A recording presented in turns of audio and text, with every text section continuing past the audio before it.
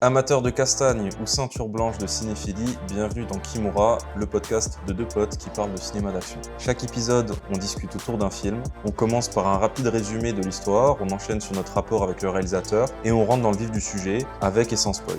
Et tout de suite, on retourne en 1970, on s'enduit de beurre et on se met la boule à zéro. Une putain d'époque mon pote, ici il faut des putains de dorsaux, parce que ça bastonne.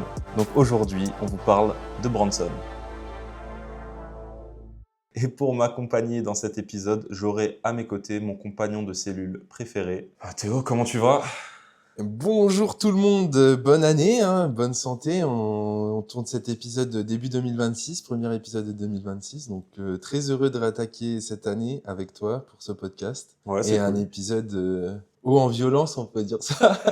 Haut en couleur et haut en Ouais, violence. exactement, haut en couleur aussi. Donc hâte d'en parler avec toi comme d'habitude. Oui, bonne année à nos chers auditeurs. Vous êtes très peu, mais vous êtes là quand même, donc on tient à vous remercier. Ouais, c'est une année 2026, c'est un petit peu spécial pour le podcast, dans le sens où on va essayer d'avoir un rythme un peu plus soutenu. On va tenter de faire des épisodes plus courts et de sortir 2 épisodes dans le mois. Mm. On va voir si on arrive à s'y tenir, mais c'est l'objectif. On essaye d'adapter notre formule au mieux et aussi ce qu'on a envie de faire, quoi. Donc on apprend et on évolue avec vous aussi au fil des épisodes. Exactement. Et avant de passer donc au film, juste un petit rappel sur le fait que le podcast est disponible sur les différentes plateformes d'écoute, Apple Podcasts, Spotify, Deezer. On est aussi sur YouTube. On a une page Sens Critique. N'hésitez pas à mettre un petit avis et puis à partager autour de vous le podcast, en tout cas si ça vous plaît. Donc aujourd'hui, on parle de Bronson. C'est un film britannique qui a été coécrit et réalisé par Nicolas Winding Refn, un nom un petit peu chiant.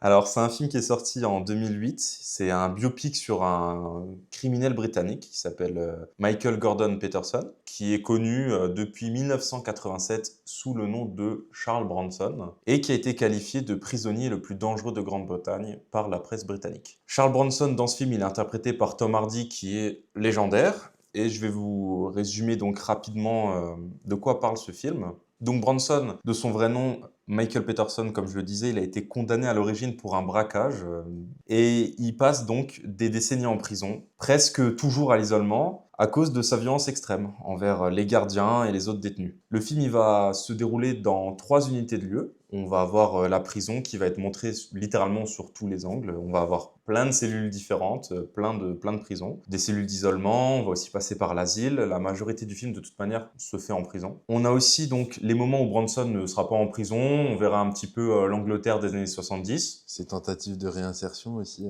Voilà, tout à fait, on en parlera. Et puis enfin, on a le film qui est aussi ponctué donc de scènes se déroulant en fait sur une scène de spectacle. C'est un lieu qui permet finalement de matérialiser la psyché de Bronson et d'expliquer en fait au spectateur ce qu'est en train de ressentir le personnage et vers où nous amène le récit, parce que c'est une narration à la fois haletante mais des fois un peu décousue, on peut le dire. Théo, est-ce que tu connaissais le réal? Est-ce que tu avais vu des films donc de ce Nicolas?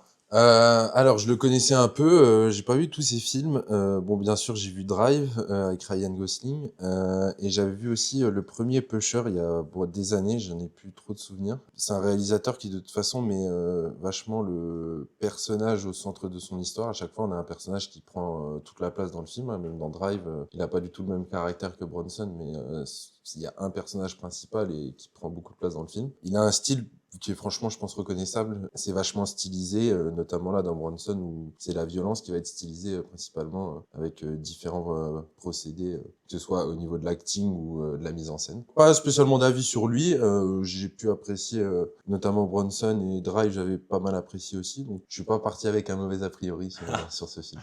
Ouais, Théo dit ça parce que moi, c'est vrai que j'ai un a priori un peu différent. Pour revenir rapidement sur Drive, c'est vrai qu'il y a aussi une violence qui est stylisée, qui va exploser à un moment du film. Et voilà, mais on n'est pas là pour parler de Drive. Oui. Et je vais commencer par vous parler de mon rapport avec Nicolas Winding Refn, qui est voilà, un peu spécial parce que j'ai seulement vu 3 films du réal. J'ai commencé avec Drive, c'est vraiment le premier film de lui que j'ai découvert. C'était dans la période voilà, de boulimie filmique à la fac, où c'est le genre de film qui est dans la liste des films cultes à voir, et donc tu regardes un peu bêtement. Et forcément, ça m'avait plu à l'époque. Je pense que j'ai été un peu la cible. Alors, ouais, j'avais déjà le permis, mais je mettais pas de cure-dent en bouche et j'ai pas voulu de veste scorpion, si tu veux. Mais j'avais bien aimé les musiques à l'époque, je me rappelle. Après, depuis, je pense que Ah, j'ai grandi, quoi. Donc voilà, donc il y a eu ce premier film que j'ai découvert que j'avais vraiment bien aimé. À la suite de ça, j'ai regardé le film qui était sorti après Drive, qui était Only God Forgives, toujours avec Ryan Gosling, que j'avais détesté. Pour faire simple, je suis passé vraiment de l'euphorie où ah ouais non mais Drive c'est exceptionnel, tout ce que ce mec fait je vais le regarder, à rejet total de son cinéma. C'est bien parce que c'est un des premiers réals où j'ai compris finalement ce que des fois je n'aimais pas dans les films, c'est quand un mec il fait des plans et on dirait qu'il est en train de il s'astique pendant qu'il fait les plans, tu vois. Il est content de faire un beau plan, mais en fait, comme il veut que tout soit surstylisé, à la fin, pour moi, ça a plus de sens. Et je déteste ça. Et donc, j'ai l'impression qu'entre lui et Denis Villeneuve, on sait pas qui aime le plus se branler devant ses propres plans, tu vois. Mais c'est un peu les deux mecs que je suis pas trop fan. Et j'avais vu quelques années après Bronson, où je n'avais pas du tout fait gaffe que c'était ce là et pour le coup, j'ai bien aimé. Donc, rapport contrasté avec le Real. Donc, je repartais quand même avec un a priori, même si, voilà, j'aime bien Tom Hardy. Et puis, je sais pas ce que donne la carrière de Refneux par la suite, mais je sais que ouais, la trilogie Pusher, donc en début de carrière, ça avait l'air vraiment cool. Et ça, pour le coup, je le regarderai, bien entendu. On en parlera sans doute d'ailleurs dans le podcast, parce que je pense que c'est un peu des films où ça se tape. oui, oui, oui, ça se tape un peu. De ce que, bah, du coup, je le connaissais pas vraiment, donc je me suis un peu renseigné, mais de ce que j'ai compris, dans la plupart de ces films, il y a toujours un rapport à la violence via ces personnages. Donc, et dans Pusher, ouais, il y a de la violence, au même titre que dans Drive ou dans Bronson. Par contre, ce que je trouve, c'est que pour les trois films que j'ai vus, elle est toujours présentée d'une manière différente, quoi. Elle est amenée différemment. Voilà, tu disais dans Drive, c'est plus le calme et ça va exploser à un certain moment dans le film, ou là où dans Bronson, on stylise la violence et elle est présente tout au long du film. Ouais, on a vraiment un contraste entre ce qui se passe à l'écran qui est plus ou moins crade, et à côté, on va avoir des couleurs pop et une musique grandiloquente, quoi. Ouais, c'est ça. Bah écoute, je vais te laisser donner ton avis bref sur Bronson sans spoil. Alors, bah moi, franchement, Bronson, la première fois que je l'ai vu, et même quand je l'ai revu là récemment, j'ai repris une claque. Pour moi, c'est pas un film classique, c'est un film qu'on n'a pas l'habitude de voir, que ce soit dans la forme ou dans le fond. Pour moi, on est face à presque un objet de ciné, qui est complètement barré, on est à mi-chemin à des moments entre le théâtre, le monologue intérieur, comme si on avait quelqu'un qui nous racontait en fait tout ce qu'il ressent au quotidien et la performance artistique, quoi, parce que Tom Hardy c'est vraiment sa performance d'acting qui va rendre le film bon, quoi, parce qu'il a tellement de place dans le film. C'est lui qui porte Ouais. vraiment le film, et d'ailleurs les moments où c'est sur scène, au théâtre, là, comme ça, Mm. c'est vraiment les meilleurs moments, je trouve, du film. Ouais, Enfin, ouais, complètement ouais. barré. D'ailleurs, bah moi, ces scènes-là, bah, on pourra en reparler, mais ça me rappelle un peu ce qui a été fait dans le Joker après par la suite. Je trouve que, je sais pas si c'est inspiré, mais en tout cas, ça m'a rappelé ça. Tu vas être intrigué par la violence, mais aussi la mise en scène. Ça assume d'être excessif, dérangeant, tu vois. Il y a des scènes qui sont vraiment un peu dérangeantes, et par moments, on a même de l'absurde, quoi, sur certaines scènes. Je pense notamment, bah, j'y reviendrai, mais sur la scène chez l'oncle Jack. Mais t'as quand même une vision derrière, pas tant de montrer, de faire un biopic pour raconter des faits historiques, mais plus pour faire comprendre comment fonctionne Charles Bronson, en fait. Donc c'est ce qui rend aussi le scénario un peu décousu avec différentes scènes. Je pense qu'on essaye plus de nous faire comprendre sa psychologie que plutôt ce qui s'est réellement passé au niveau de faits plutôt historiques à la date précise, etc. Et de toute manière, la plupart du temps, à Hollywood, on va avoir deux styles de biopic. On a le biopic où c'est vraiment, vous lisez une page Wikipédia. Je vais prendre un exemple, par exemple, le biopic sur Ray Charles. On va avoir vraiment toutes les étapes importantes, les étapes clés de sa vie. Avec, bon, comme c'est par exemple un artiste, on a un peu ce côté rise and fall. Pour le coup, Bronson, là, on est vraiment plus sur une proposition d'auteur. On va avoir justement beaucoup moins cet aspect liste à puce avec les différents moments clés de sa vie, et plus essayer de comprendre qui est derrière le personnage, peut-être en rajouter à certains moments, ou en tout cas avoir vraiment une vision d'auteur et parler du personnage du biopic d'une manière décalée, en tout cas, qui n'est pas Et forcément proche du réel. ouais, c'est ça. Tom Hardy est juste phénoménal dedans. Il habite le personnage vraiment. C'est une vraie tornade. Et c'est pas un film que tu regardes tranquille dans le canapé. En général, tu vas te redresser, tu vas être devant ta télé ou au cinéma, bien ancré dans ton siège pour apprécier le film. Pendant tout le film, tu vas te questionner parce que tu sais pas trop où tu vas. En fait, moi, ce que j'aime bien, c'est le fait qu'on ait un scénario qui soit pas dessiné. C'est pas trop où on va t'emmener, où on va se retrouver, dans quel lieu, quelle situation. Et je trouve que le film reste en tête, quoi. Moi, je l'avais pas vu depuis des années. Je m'en rappelais quand même plutôt bien. Et ouais, c'est un film que j'ai apprécié, vraiment. Je pense que en avis sans spoil, je pourrais pas vous en dire plus, mais j'ai hâte d'en parler dans la deuxième partie du podcast. Ouais, bah, moi, de mon côté, c'était la deuxième fois que je voyais le film. Pareil, moi, je l'avais vu il y a 5-6 ans, je me rappelle. C'est un film qui m'avait marqué. J'avais deux, trois scènes clés en tête. Et dans l'ensemble, là, en regardant de nouveau le film, je trouvais que ça marchait super bien. Surtout au début. Tout s'enchaîne très vite. Là, on s'est regardé de nouveau plus ou moins la première heure. C'est un film très court, hein, d'1 h 30. On a regardé ouais, les 40 premières minutes de nouveau ensemble. Et je trouve que le premier tiers, il se tient vraiment bien. On a à la fois le côté voix off, qui va par exemple illustrer, donc on va avoir des moments clés de son enfance, c'est quelques scènes hein, rapides, où par exemple pendant que le personnage est en train de parler, on le voit agir, donc ça, du coup la narration est beaucoup plus fluide. C'est entrecoupé de moments où il va aller par exemple en prison. À un moment il va commettre un crime, on va pas te montrer le crime, on va juste te montrer par exemple son butin, c'est une somme absurde, il va faire un braquage et donc abandonner sa femme et son enfant pour aller en prison pour quoi, une vingtaine d'euros. Hein. Je crois que ouais, c'est ça, il prend 7 ans de prison et il a braqué une poste pour 30 ou 40 livres, un truc comme ça. C'est ça, donc vraiment, en 10 minutes de film, on a compris que c'était quelqu'un, un inadapté social qui n'avait pas du tout nos codes pour vivre en société. Et moi, je trouve que ça marche vraiment bien. On a le côté, donc c'est toujours dans le début du film où il y a l'ascension dans la prison, où il va en fait enchaîner les différentes prisons. Tu vois que c'est quelqu'un de violent, mais on va pas forcément te montrer toutes les rixes qu'il va avoir avec les autres détenus. Tout ça, c'est vraiment très efficace. Tu as aussi, donc toujours dans ce premier tiers, on a plusieurs fois l'apparition donc de Bronson dans cette troisième unité de lieu où il est justement sur scène, grimé un peu en magicien. Limite, en fait, il s'adresse aux spectateurs. Pareil, il nous fait de l'exposition, mais c'est amené de manière assez maligne. Encore une fois, donc c'est vraiment, au lieu de faire par exemple un dialogue entre deux personnages, il nous parle directement. Il brise le quatrième mur, mais c'est pas balourd. Moi, en fait, ce que j'aime bien, c'est que c'est comme si, en fait, il nous avait présenté presque un vlog de sa vie. Et ces scènes-là où il est sur scène grimé, il nous présente et il nous commente en direct ce qu'il a filmé, tu vois, les scènes du film qu'on voit, en fait. Donc là-dessus, c'est plus ou moins efficace. Je trouve que dans l'ensemble, ça marche bien du coup dans ce premier tiers, mais qu'après, je trouve qu'on commence à s'habituer un petit peu à tout ce qui se passe. Et moi, pour le coup, j'ai commencé un petit peu à affaiblir vers disons, la deuxième moitié du film où je trouvais que ça perdait un petit peu de sa substance. Mais dans l'ensemble, voilà, on va dire que c'est 1 h 30 qui sont bien investis. Et même si voilà, j'ai mis quelques réserves, on va le développer là juste après, c'était quand même très cool. Je pense que oui, le film aurait pas pu faire un quart d'heure de plus. Et j'entends ce que tu dis, hein, je pense qu'on retrouve peut-être une certaine redondance un peu dans les scènes après la deuxième partie du film. Donc, c'est peut-être ça aussi qui donne cet effet-là, quoi.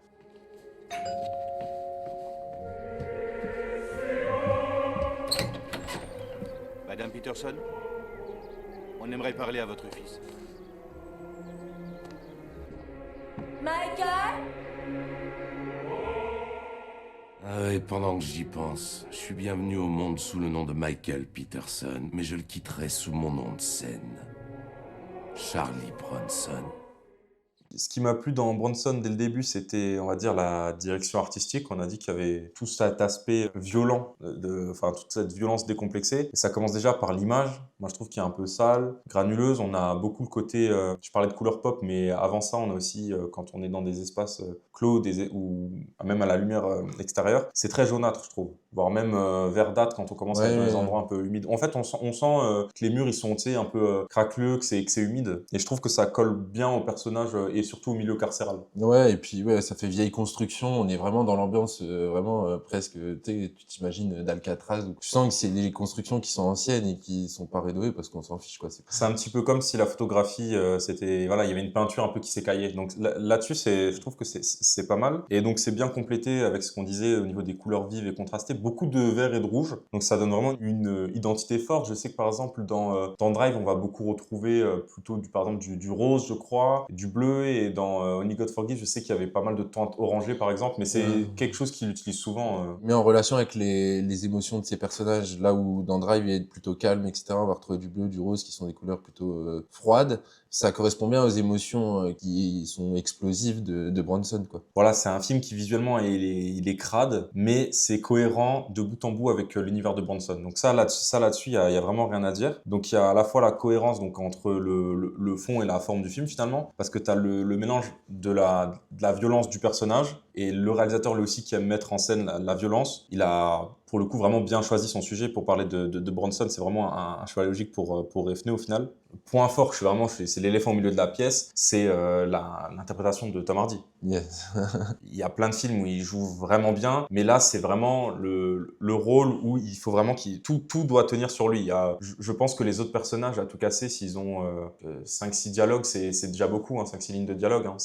Les personnages parlent très peu. Tom Hardy beaucoup plus, même s'il a des séquences où il est fermé physiquement. Physique, ça peut être, je pense qu'il décrit son jeu. Voilà, des fois, il va être imprévisible, il a une capacité à nous faire rire. De temps en temps, il va se contracter tous ses muscles, on va le sentir crispé. D'un coup, il peut être un petit peu détendu. Et voilà, c'est vraiment un jeu de chaud et de froid. Puis ouais, c'est vraiment dans la lignée des grands acteurs. Moi, je trouve qu'il a, comme quand on dit, il a une tronche et il sait s'en servir. Il fait passer ses émotions par le regard, les yeux. J'aime bien aussi les scènes où il marche, où il a des attitudes, des mouvements qui paraissent naturels et qui collent bien au personnage, quoi. Moi, je le trouve exceptionnel. De toute façon, cet acteur, il sait jouer beaucoup de choses, mais les rôles où il a besoin d'être charismatique, en tout cas, il les incarne toujours très bien. Je vous ai eu, hein? Avouez que je vous ai eu. Je me suis toujours un peu pris pour un comique. Mais quand même, 7 ans. C'est long, très long.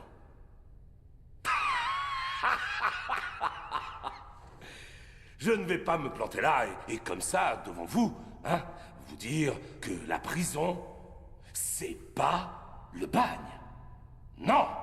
Ce serait donner une fausse image de moi et je crois que ça a suffisamment été fait! Vous ne croyez pas?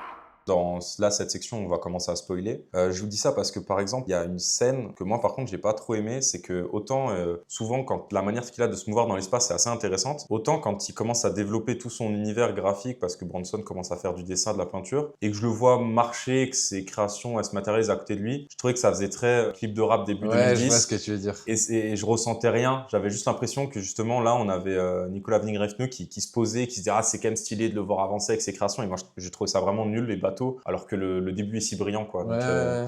là-dessus, c'était un peu dommage, mais pour revenir à Tom Hardy, c'est vrai qu'il joue super bien, en fait, le mec qui est vraiment inadapté à ce monde. On va avoir peur de lui des fois, et alors qu'il peut se fermer d'un coup et vraiment ne plus transparaître aucune émotion, avoir juste un regard, par exemple, perçant. Et des fois, il va rigoler, mais je sais pas combien il y a de muscles dans son visage qui se contractent, mais il va sourire à pleines dents, c'est assez impressionnant pour le coup. Ouais, de toute façon, c'est un peu le rôle qu'il a révélé au grand public, entre guillemets, où avant, il n'avait pas spécialement joué dans des films très connus. Ça lui a permis derrière, il fait un enchaînement. Je pense qu'après ce film-là, il doit faire Dark Knight Rises. Il y a Warrior aussi qui a été un succès. Bon, voilà, il joue dans Inception aussi. Que derrière, en fait, ça lui a ouvert les portes d'Hollywood et de plein de projets, quoi. Il joue, je pense, après ça commence, je sais plus c'est quelle année, mais Mad Max aussi. Tu vois, il y a plein de trucs qui arrivent pour lui après. Tu sens qu'il a incarné le personnage. Tu sens qu'il a fait une prise de masse. Il a un jeu, comme tu disais, il est habité en fait, tout simplement. Il y a une certaine fragilité aussi émotionnelle. Ouais, une certaine sensibilité. Ouais. Il y a plusieurs scènes avec sa mère où on sent que c'est un peu des fois un grand bébé. Ou même avec la prostituée qui est chez l'oncle Jack qui veut marier, tu sens que en fait il ressent des émotions, il aime certaines personnes, mais il sait pas les exprimer, et il n'arrive pas en tout cas à comprendre les émotions des gens en face de lui, quoi. Au-delà du fait que ce soit un bon acteur, c'est aussi un corps qui est plutôt bien mis en valeur, surtout parler en intro des putains de dorsaux pour faire référence au Duc, mais c'est vrai que là on voit qu'il a un dos qui est assez menaçant par moment, et on le filme un peu comme une bête. C'est assez intéressant, et en parlant de la manière dont on le filme, je trouvais qu'il y avait toute la mise en scène au niveau de l'enfermement qui était pas mal. Une scène que j'aime beaucoup, alors il y a souvent dans le film des moments où on va le voir enfermé et on voit pas les murs, on voit vraiment juste donc le personnage de Tom Hardy qui est bien éclairé, et tout le reste c'est l'obscurité, donc ça c'est pas mal pour donner une sensation de claustrophobie. Et il y a une scène qui est vraiment cool, c'est la première fois qu'il est donc enfermé après son braquage, où pendant disons 1 minute, la caméra va suivre Tom Hardy qui est en train de tourner en rond dans sa cellule. Et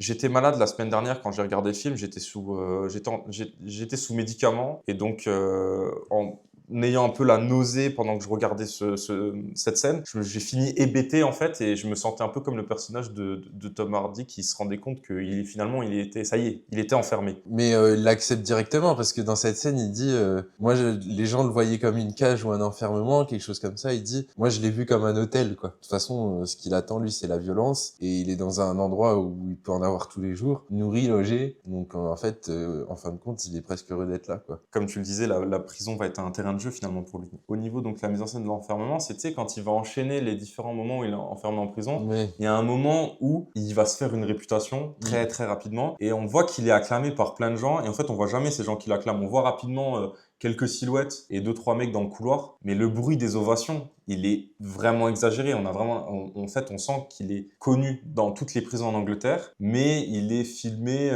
seul ou avec les matons dans le couloir. Et à de rares occasions, on voit 2-3 autres prisonniers dans le cadre. Et ça, je trouvais que c'était pas mal parce que tu avais le sentiment de grandiose qu'on a aussi dans les scènes de violence avec donc toutes ces musiques orchestrales. Et de l'autre côté, c'est filmé vraiment comme un huis clos, quoi. Je pense que c'est aussi pour nous faire ressentir en fait l'isolement qu'il a connu en prison parce qu'au final il est connu dans la prison mais il côtoie quasiment jamais les autres prisonniers parce qu'il est sur 40 ans de prison, il a fait quoi plus de 30 ans d'isolement. Oui, c'est quelque chose dans le genre. Quelque chose dans le genre. Donc en fait, il est acclamé mais par des gens qu'il connaît même pas en fait quasiment à part son ami qui va revoir quand il sort et qui va lui offrir entre guillemets une nouvelle vie. Il en connaît quasiment aucun quoi. Oui, là, de toute manière, les personnes qu'il va côtoyer dans le film ont généralement un rapport très bizarre avec lui. On a des fois l'impression plus qu'ils veulent l'utiliser à leur propre fin, même si c'est pas dit explicitement, c'est un peu ce que ça me faisait penser. Au final, ses meilleurs amis, en tout cas les gens qui côtoient au quotidien, c'est les matons, quoi, les gardiens de prison. Avec qui les mots ne sont rarement échangés et on est plus sur des coups de poing. Voilà, c'est ça, c'est leur manière de communiquer, mais au final, les personnages qu'on voit le plus, hormis Tom Hardy, c'est vraiment les gardiens de prison, quoi. Donc vraiment, moi, tout le côté où ça mélange un petit peu ce qu'on pourrait retrouver dans des codes musicaux du péplum, où on a l'impression que c'est vraiment Spartacus qui a gagné une bataille, mais à la place, c'est juste en fait Bronson à poil qui a tapé, qui a perdu en plus contre des gardiens, en fait, qui se fait tabasser contre des gardiens. Et donc ce contraste-là, il est plutôt intéressant. Je pense que tu avais des choses à dire au niveau de la narration du film. Ouais, moi j'ai bien aimé la partie du film. Donc il sort de prison du coup pour la première fois. On voit sa mère, son père venir le récupérer. C'est là où tu disais qu'on a une scène notamment dans sa chambre où on dirait que c'est un enfant quoi.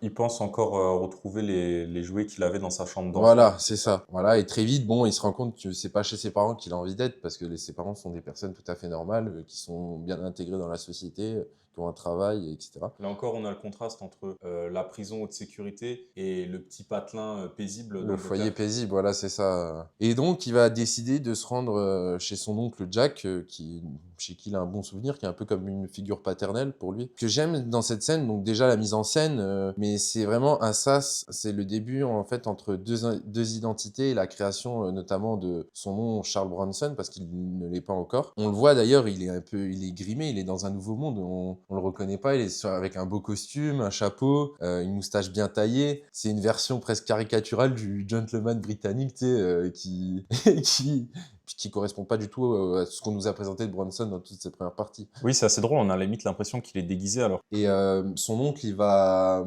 participer au fait que ça continue en fait. Il va l'entraîner en fait dans ce jeu-là en lui disant t'es un artiste, il faut que tu fasses exprimer ton art, etc. Et dans cette scène, j'aime bien parce que tout le monde, donc on rentre chez l'oncle Jack, c'est concrètement un bordel. Donc on est dans une ambiance un peu rouge et on est dans une ambiance un peu cabaret, donc avec un oncle qui est un peu chelou, qu'on se le dise, un peu efféminé, on sait pas trop. On sent que c'est pas quelqu'un qui est fondamentalement bon et qui, à la différence je trouve, de Bronson et où là il a une violence purement physique et il utilise son physique pour exercer une violence. Lui a plutôt un physique faiblard, mais tu sens qu'il exerce une forme de violence et d'emprise sur le monde en tout cas qui l'entoure, et c'est ce qu'il essaye d'avoir avec Bronson, quoi. C'est ça, et je trouve qu'il matérialise un petit peu la contre-culture qu'on peut retrouver en Angleterre, dans le sens où il n'y a pas vraiment ce côté punk, mais par exemple dans les différentes prostituées, il me semble qu'on a aussi des mecs dedans. Ouais, il y a des mecs aussi. Voilà, il y a un peu c'est de la culture queer, tu vois, mais qui est rapidement évoquée. Donc cette culture un peu underground qui va donc le pousser donc à exprimer son art, trouver un nom d'alter ego. C'est ça. Et du coup, voilà, cette scène se passe. Moi, ce que j'aime bien dans la scène, du coup, ce que je disais, c'est ils sont installés dans le salon en train de boire un coup, on lui sert un verre. Tout le monde essaye un peu de lui parler, de comprendre qui il est, etc. Et lui reste très silencieux tout au long de la scène. Et je crois qu'il dit peut-être 3 mots, quelque chose comme ça, alors que la scène dure quasiment 5 minutes. T'as presque un comique d'absurde avec des non-réponses. Et tu sais, il acquiesce avec son regard, sa tête, etc. Je trouvais ça vraiment pas mal amené. Et en fait, cet oncle, c'est celui qui va l'emmener, en fait, tout simplement à sa père, parce qu'il il le fait rentrer en contact avec l'ancien co-détenu qu'il connaissait. Et ce mec-là va devenir en fait son agent de combattant clandestin. Et concrètement, il va le booker sur des agents clandestins. Et ce que je trouve intéressant vis-à-vis de ça, c'est que là où on pourrait s'attendre à ce que, d'accord, il va un peu développer cette carrière-là, en fait, on sent que les combats soient absurdes, que il va commencer par affronter un mec dans une grange, lui pisser dessus, il va finir dans un combat où c'est du 1 contre 2, puis après il va combattre un chien, c'est une bête des de combats de foire. cirque finalement, Oui, c'est une bête de foire. ouais. Là où on aurait pu s'attendre à une performance physique ou quoi, on est vraiment dans finalement un freak show. Et un anti-climax, quoi, où finalement on se retrouve avec. On a un peu de peine pour lui finalement. Ouais. Bah, on est sur l'ancêtre des combats de jardin américains avec les voisins qui se mettent sur la gueule. On est vraiment, c'est un peu ça, quoi. Du coup, ce personnage, en tout cas, il va avoir un rôle important parce qu'il lui dit qu'il lui faut un nom de scène. Et c'est à ce moment-là qu'il va lui trouver son nom de scène qui va être Charles Bronson, ou en référence à l'acteur. Et l'un de ses films, notamment Injustifié dans la ville, un Ouais. super film qu'on traitera Sûrement un jour. Mais voilà, dans tous les cas, Charles Bronson n'a pas fait d'ailleurs que Injustifié dans la ville. C'est d'ailleurs une image de lui qu'il n'aimait pas trop. Et c'était quelqu'un de beaucoup plus posé et calme. Et c'est drôle que les personnages là aussi ne retiennent que ça de lui. C'est un peu un discours méta finalement sur l'acteur. Donc avec ces deux scènes, on a une séquence qui est plutôt simple, on pourrait dire presque anecdotique, parce qu'en final, il se passe pas grand-chose, mais elle a une portée immense, parce qu'en fait, c'est la création du personnage, et c'est vraiment là où, en tout cas, Charles Bronson va devenir qui il est, et s'assumer comme il est, et donc être ce personnage qu'on retrouve notamment sur scène grimée. C'est comme s'il avait une nouvelle peau, carrément, en fait. Je pense que le maquillage, il représente ça aussi sur scène. Bah, il représente la masculinité, la violence, c'est presque... on est presque inspiré du cinéma américain, en fait, et c'est vraiment qui donne Charles Bronson, parce que, tu vois, il est vraiment le bourrin dans le film d'action américain qui a envie de taper sur tout le monde, quoi, on en a vu plein. Et du coup, ouais, j'ai bien aimé ces deux scènes, en tout cas l'enchaînement de ces deux scènes, parce qu'elles permettent, en fait, de construire le mythe, et il va commencer vraiment à exister en tant que Charles Bronson après ces deux événements. C'est, en gros, sa violence, c'est plus juste de la violence, mais c'est l'expression de son art, et à partir de là, c'est cet art-là qui va guider sa vie pour les futures années, quoi. Je m'étais noté, en fait, il y avait quelques idées donc, de mise en scène forte, notamment le fait qu'il va donc dessiner en prison. Et c'est quand même chouette d'avoir ce rappel que quand il dessine, il est près de barreaux d'escalier qui sont anodins, mais donc on a vraiment toujours l'impression que le personnage il est enfermé, même quand il essaie de se libérer via l'art. Donc c'est plein de petits moments comme ça, où même quand il n'est pas dans une cellule, on arrive à te faire comprendre qu'il est enfermé ou qu'il est sous l'autorité de quelqu'un. Donc ça, c'est assez intéressant. Et il y a autre chose que j'avais vraiment bien aimé sur le film, c'était le dernier plan du personnage, après une scène d'action limite grand guignolesque où il s'était enduit d'huile en tout cas. Il se retrouve donc tabassé et il finit en isolement, blessé. On comprend pas trop si le personnage est en train de paniquer, s'il a peur, mais en tout cas, je trouve qu'il a une expression et il dégage quelque chose d'un peu inquiétant. Et il est dans cette cellule orange. Et je trouve que les derniers instants qu'on passe avec lui dans ce film sont glaçants. Je suis d'accord. Et là où pendant 40 dernières minutes du film, je ressentais plus grand chose pour le personnage de mon côté, je trouve que là, le film me rattrape. Okay, et il me remet un coup de taquet, ce que j'aime plutôt bien. Après, je trouve que le dernier plan gâche un petit peu tout. Je m'explique, c'est que moi, j'aurais vraiment kiffé que le film s'arrête là, mais on a un dernier plan sur les matons qui referment la cellule de Bronson, mais c'est filmé de sorte à ce qu'on voit finalement les matons et pas la cellule de Bronson. Ce qui fait qu'on va avoir des personnes qui sont filmées en plein jour, fermer une porte. Et donc, une des dernières choses qu'on voit, ça va être le soleil. Alors ok, j'ai la conscience on voit le soleil, et ensuite il fait tout noir, mais j'aurais trouvé ça beaucoup plus fort de voir Bronson se faire enfermer à la place. Et là, moi, ça m'a juste fait penser un peu à la scène du parrain, tu vois, où il ferme la porte du cabinet, mais en moins bien, quoi. Je pensais pas faire Ouais, j'allais dire la comparaison. Une comparaison avec le parrain, mais voilà, c'est ce qui m'est venu en tout cas. Alors, est-ce que ça t'intéresse? Un peu que ça m'intéresse. T'es bien gaulé, Mickey. En forme. Musclé. Puissant. pourrait te faire du fric. Un sacré paquet de fric. Comment on pourrait t'appeler? Pourquoi ça va pas, Michael Peterson? Non, il faut te trouver un nom qui pète. Comme pour les grandes stars. Charlton Heston. Écoute, mon lapin, tout le monde s'en branle de ce pauvre Charlton Heston, c'est un gros con. T'es plus un Charles Bronson, crois-moi. Charles Bronson? Ouais, un justicier dans la ville. Tu es son portrait craché, parfait. Charlie Bronson. Putain, c'est classe. Moi, je voulais parler un peu mettre en relation Bronson avec d'autres figures de la folie violente un peu au cinéma, que différents exemples, et le comparer un petit peu très rapidement pour comprendre un peu mieux en fait comment a été construit le film. Moi, quand je regarde Bronson, je suis obligé de penser à d'autres personnages cultes du cinéma qui incarnent, ça me rappelle cette violence un peu théâtralisée. J'avais pensé à Travis Bickle dans Taxi Driver, donc Robert De Niro, Patrick Bateman, donc Christian Bale dans American Psycho, ou encore Alex dans Orange Mécanique. Tous ces personnages, en fait, ils ont un point en commun, c'est qu'ils rejettent les normes classiques de la société. Ils vivent dans une logique qui est propre, avec leur propre code moral, souvent dérangé, mais c'est très clair pour eux. Ils ne sont pas seulement violents, ils sont fascinants. Tous ces personnages nous fascinent parce que pour nous, c'est difficile à comprendre une telle violence ou alors de l'exprimer de cette manière. La violence, en fait, ils l'utilisent souvent comme mise en scène. On pourrait citer aussi le Joker. Pareil, la violence est un moyen d'exprimer aussi une forme d'art. Charles Bronson, il s'inscrit totalement dans cette lignée. C'est une création de lui-même. Il se construit sa propre légende à coup de provocation, de muscles, de bagarres absurdes. Il parle à la caméra, comme dans American Psycho, donc il est proche de nous, comme s'il nous racontait ses histoires. Il se met en scène comme Alex dans Orange Mécanique, avec ses violences. Et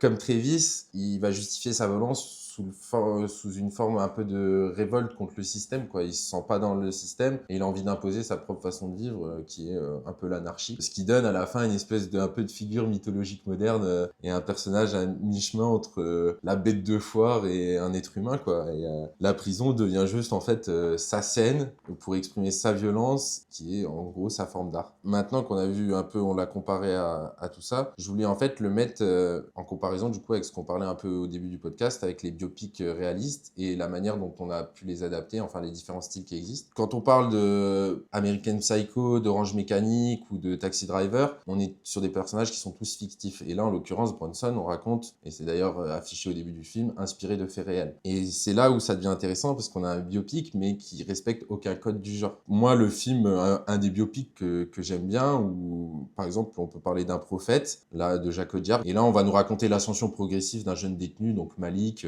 qui est joué par Tahar Rahim. Et on est sur un film social, tendu et réaliste. On y comprend le système, les rapports de pouvoir, les enjeux humains derrière les actes. Et on suit un personnage qui subit d'abord, qui apprend puis s'affirme. Mais en tout cas, on est sur quelque chose qui s'approche de la réalité avec un fil conducteur et quelque chose à raconter. Bronson, il cherche pas à comprendre ni même à expliquer. C'est un film qui reconstruit pas une vie, il rejoue un mythe en fait. Et parce que Bronson, hormis être titré comme le prisonnier le plus violent de Grande-Bretagne, bon, il a fini par raconter sa vie, mais c'est un peu un mythe. C'est comme si on parle d'un monstre, le monstre du Loch Ness. C'est un peu une légende urbaine, quoi. Le film, en fait, il n'est pas en train de nous conter un univers dans lequel évolue Bronson. Il est vraiment en train de nous parler que de Bronson et uniquement de Bronson. Là où, comme tu le disais, par exemple, dans Taxi Driver, New York va aussi être un personnage important, comme on aime le dire. Dans Orange Mécanique, on va aussi avoir un certain intérêt à comprendre les codes de cet univers alambiqué. Et dans American Psycho, on a tout le côté cravate, col en blanc et carte de visite. Là, on est vraiment dans le milieu carcéral, mais on ne l'aborde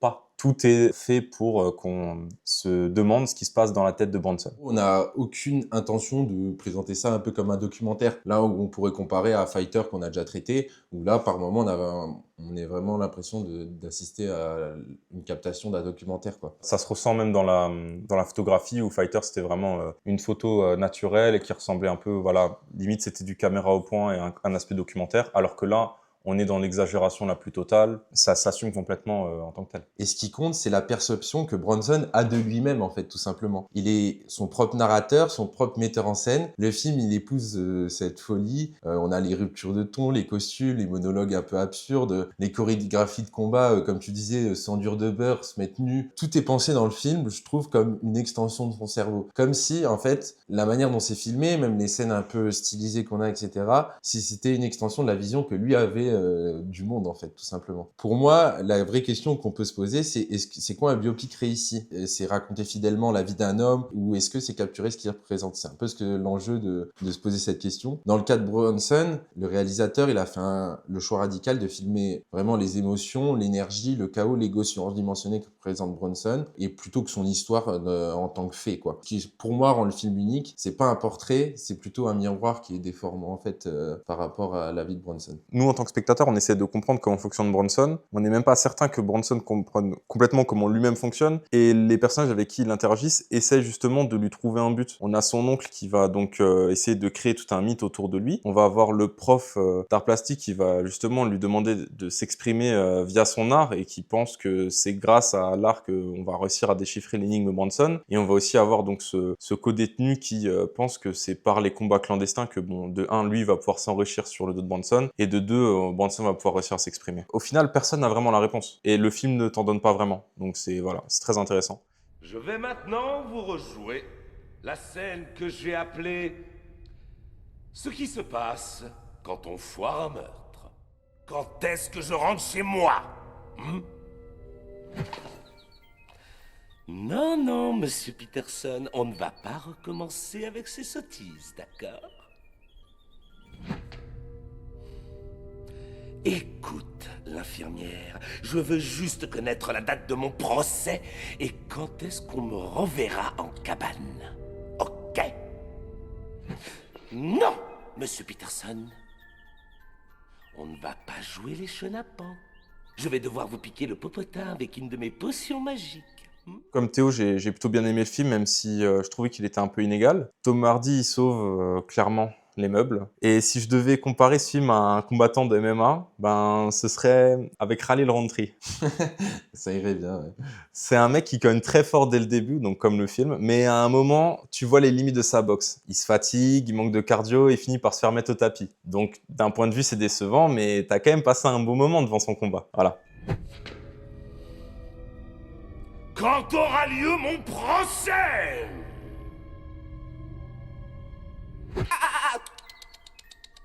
Non. Monsieur White est tiré d'affaire. Plus de procès.